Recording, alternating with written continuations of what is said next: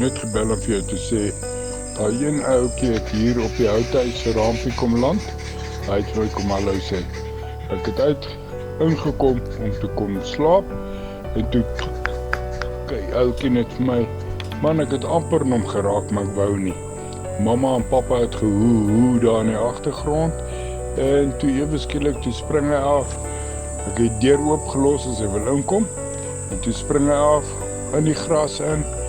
Ek kon nog nie regtig vlieg nie en toe loop hy daar in die bos in en mamma en pappa vlieg hier rond, maar hulle het nie kwaad gewees omdat hy by my was nie.